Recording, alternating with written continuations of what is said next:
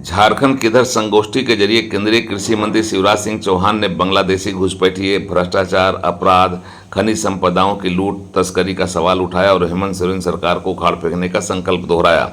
उन्होंने कहा कि झारखंड की खुशहाली के लिए भारतीय जनता पार्टी की सरकार की वापसी जरूरी है। उन्होंने कहा कि भारतीय जनता पार्टी के लिए राजनीति सेवा है, संकल्प है और पूजा है। इस संगोष्ठी की अध्यक्षता विश्व हिंदू परिषद के पूर्व अंतर्राष्ट्रीय उपाध्यक्ष जगन्नाथ शाही कर रहे थे और इस कार्यक्रम में मुख्य अतिथि के तौर पर धनबाद के सांसद ढुल्लू महतो और विशिष्ट अतिथि के तौर पर बोकारो के विधायक बिरंची नारायण भी उपस्थित थे।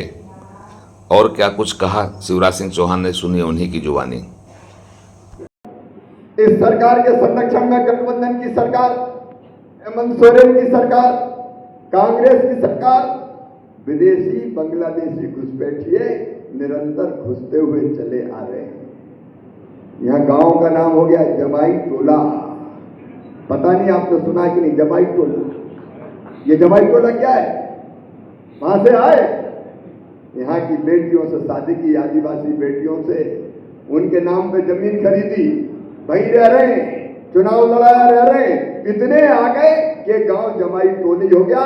एक नहीं, गांव में ये घुसपैठ कर रहे हैं, खुलेआम आ रहे हैं, सरेआम आ रहे हैं। और ये सरकार उनको संरक्षण देने का काम कर रही है, हेमंत सोरेन की सरकार, ये गठबंधन की सरकार। याद रखना ये सिलसिला अगर जारी रहा, पाकर में क्या हो रहा है, क्या आपको दिखाई नहीं देता? सरेआम खुलेआम कैसे क्या का अनुपात बदल रहा है। मैं कोई भाजपा के कार्यकर्ता के नाते आज नहीं बोल रहा, मैं राष्ट्रवादी कार्यकर्ता के नाते बोल रहा हूं। क्या होगा भारत में? आज भी 5 साल बाद क्या होगा? ऐसी घुसपैठ चलती रही, 10 साल बाद क्या होगा? 15-20 साल बाद क्या होगा? एक तो पश्चिम बंगाल में ममता दीदी घुसपैठियों को सरेआम संरक्षण देती है और बंगाल की क्या हाल है आप देख रहे हैं। सोच लो अगर झारखंड में एक बार और ये सरकार बन गई तो झारखंड का होगा मेरे मित्र, झारखंड का क्या होगा? एक बार सोचना गंभीरता में। 7,812, बलात्कार 7,115, अपहरण 6,937, दंगे 8,592, लूट 2,721, डकैती 485, संज्ञेय अपराध 2,73,261। ये झारखंड की कहानी है। अभी तो आंकड़े बढ़ गए होंगे, ये मैं 6 महीने पहले की बात कर रहा हूं। क्या आपको गुस्सा नहीं आता?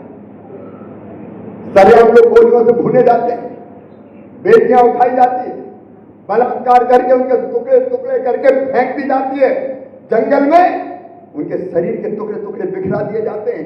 आपको गुस्सा नहीं आती? और नहीं आती काय के लिए? फिर हम कैसे इंसान हैं? ये हमारे झारखंड, इसलिए झारखंड बना था क्या? मैं कितनी चीजें आपको बताऊं झारखंड वासियों, बोकारो वालों, कितनी चीजें आपको बताऊं। लूट, बलात्कार, हत्या, दंगे, जनधन की लूट वादे किए थे कांग्रेस ने, दोनों पार्टियों ने मिला के एक ने 137 वादे किए थे।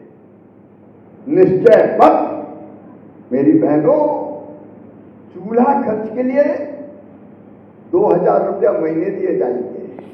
नौजवानों को तुमसे कहा गया था 5 लाख नौकरियां, नहीं तो 5,000 और 7,000 बेरोजगारी भत्ता। मिला क्या किसी को? अरे मिला क्या? चलेंगे तोड़ने की। ये क्यों चलता है आज? जब एक ताकत के रूप में हिंदुत्व खड़ा हुआ, ताकत के रूप में, तो बांट दो, तोड़ दो। बांटने का षड्यंत्र चल रहा है। जातियों में बांट दो, पंथों में बांट दो, धर्मों में बांट दो, लेकिन ये देश के लिए एक होने का पथ है। और इसलिए मैं प्रार्थना करने आया हूं, छोटे मोटे मतभेद भूल जाए। उम्मीदवार का भी कोई महत्व नहीं है। उम्मीदवार प्रतीक होगा, अच्छे से अच्छा ये कोशिश होगी, लेकिन वोट देना है समृद्ध और विकसित झारखंड के लिए और एक वैभवशाली, गौरवशाली, समृद्ध भारत के निर्माण के लिए। मैं वचन देता हूं, कोई घुसपैठिया झारखंड की सीमा में प्रवेश नहीं कर पाएगा। और अवैध रूप से जो घुस गए हैं वो भी बोरिया बिस्तर बांध के वापस भेज दिए जाएंगे, चिंता मत करना। एक मजबूत सरकार चाहिए, एक दमदार सरकार चाहिए, एक संकल्पवान सरकार चाहिए।